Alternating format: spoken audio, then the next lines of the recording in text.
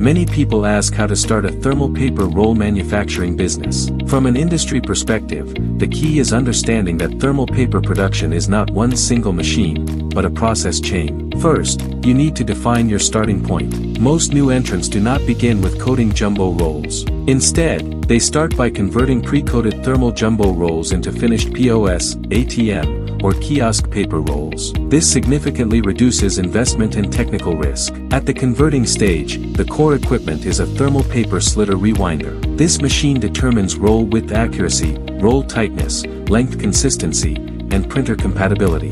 In practice, roll quality matters more to customers than paper price.